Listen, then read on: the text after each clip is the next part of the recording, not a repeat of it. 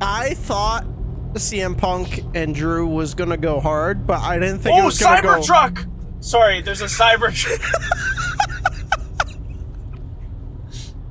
Sorry, I gotta yell whenever I see one. It's like punch buggies. Oh my god. Do you know how many of those I've been seeing around here? You just yell a visceral scream when there's a Cybertruck. Yeah. Okay, anyways. I knew CM Punk and Drew was gonna go hard, but I didn't think it was gonna go as hard as it did. Holy fucking shit. Match of the night, number 1. Number 2, this match fucking cooked. And if there are people still saying, which there are, oh, Fragile Phil can't wrestle, shut the fuck up. Watch this match, bro. This went so hard. Yeah, I don't even think it was a matter of, like, one of them can't hang with the other. Right. They just both... This would have been the match for Punk to get injured, honestly. And you know, he came out of it I would say, considerably unscathed. Unless he comes out tonight and goes, hey, I tore guys, I got some bad... my tricep. Yeah, right? Oh, no, this was so good. I didn't think I knew they were gonna bleed, but man. Oh my god. When's the last time WWE did a Crimson Mask? Like a true as can be Crimson Mask. Cannot even remember. Like I would say at like 20 years. Yeah. Intentional or not. Like Cody bled in that I Quit match with AJ Styles, but he did not bleed this much. Oh, and no, this was when Cody faced Brock. I mean, Brock's face was kind of that shit gushed, but it was not near like Drew was bleeding to the point where it was like squirting out of his head, bro. You could literally see it like fully like flowing. Yeah. And this was probably the most blood we've seen in some time in a WWE match. And presumably it was unintentional because apparently that, well, I mean, you saw the toolbox. Yep. You saw Drew get hit in the face with the toolbox. And that's what did it. Yeah. And he legit had to get, like, stitches and yeah. That. But, like, also, I don't think I've ever seen Drew bleed in a match, which was kind of cool to see him, like, tap into that hardcore side. They both fucking put their bodies on the line here, and this shit was, like, insane. This should have been the main event. Yeah, it should have. But you know, we got some politics going on backstage. Yeah. We got our answer on why it wasn't the main event. Yeah, for sure. Yeah, I was very, very pleased with how this went. I just didn't.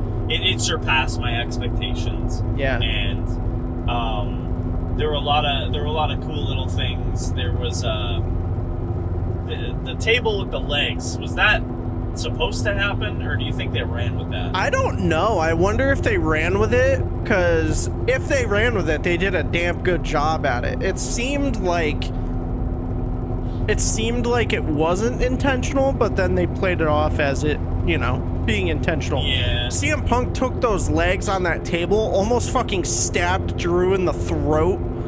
He went ham. With that fucking, there was like a little piece sticking out on the end, and he brought that shit down hard.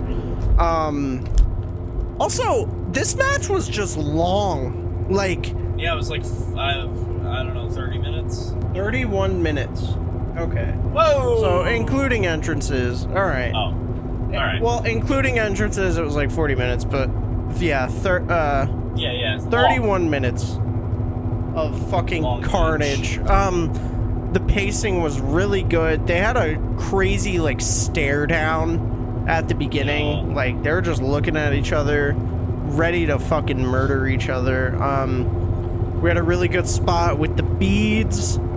Drew brought out a bag and he dumped it on CM Punk. All the beads came out. I thought it was gonna be tags. I thought so too. But we're not going that hard. So the beads were good. They're a nice touch. beads were a nice touch. And then right after he dumped them all in CM Punk, he went to do a Claymore and took probably the craziest bump I have ever seen Drew McIntyre take. Oh, dude, right up there too with the swerve cinder block. Yeah. Just right on the lower back. Dude. Just... He fucking goes to do the Claymore, CM Punk moves out of the way, and he hits his lower back on the staircase that was in the ring, and I fucking cringed. Yeah, I was like, oh my god. Crazy table bump outside of the ring as well, like in between the cell. Yeah, that thing exploded. Yeah, Drew did like a suplex off the turnbuckle. They both flew onto the table, and that shit blew up. It was insane. It was carnage the entire time, and you know, it worked, dude. This match was incredible. Yeah, now these men will never be the same ever again. This was just so good. Yeah, I loved it. Again, match of the night. And I feel like it was a good. I wanted to point out too that I feel like the whole opening to the show was good. A lot of people, like I mean, like the cold open thing they did with the Cody Rhodes and Metro Boomin doing the stakeout. Yeah. And a lot of people were like, "This is cringe." Like, I think I see where they're coming from, but I think if you just look at it in the context of like, I don't know.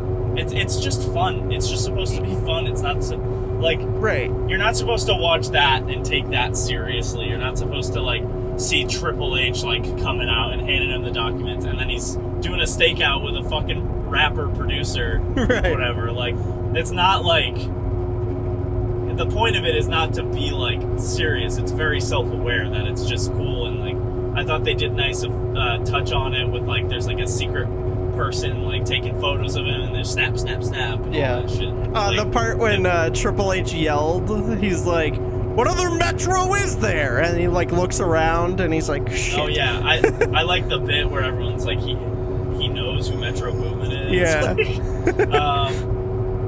Nah, this was...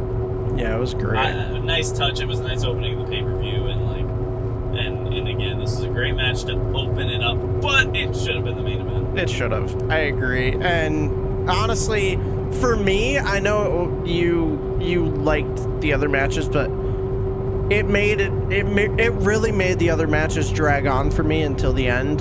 I thought, and I think having that build until Hell in a Cell would have been nicer. Like, The Rock could have came back. You don't have to end the show with The Rock. I get why you're going to, and it sets up Friday, but like, you don't have to. He could have come out earlier, and then they go to the next segment. I think just swap the two matches, it would have been fine. Yeah. The other thing, so Punk got the dub here by dumping the beads into Drew's mouth and then giving him a nice old GTS pinning. On the chain. On the chain, yeah, at plus 10 strength, as you said last week. Plus 10 strength with the chain, and, you know, takes Drew out, pins him, gets the dub. He crawls out of the cage, slams the door shut, and he gets the good old MJF treatment. They give him an oxygen mask, and he's like, I gotta call my wife. He gets up and goes backstage, and it was so crazy, man. So crazy. Did you see that Punk made that girl a bracelet? Yeah, I did see that, which is really nice. Yeah, she got a nice bad blood bracelet. It's interesting because we had that whole situation where you know, they were going to sell the bracelet and no credit to her or anything, and it was like, well, what the fuck? She wasn't looking for anything out of it. She just was like, oh, it would have been nice, you know, if they mentioned, which I agree with. Reached out to you. Yeah, but they did end up getting her tickets to a show, I guess, as well. And then Punk just gave her this bracelet. At Bad Blood. Well, yeah, but they got her tickets to a different show too, which I read. I think she said as like an apology afterwards. So they got her tickets to a different show, and then Punk just gave her the Bad Blood bracelet, which, you know, makes up for it. Thank you guys so much for watching the video. If you like what you saw, hit the like, subscribe, hit the notification bell, maybe leave a comment for us. We'd appreciate it very much.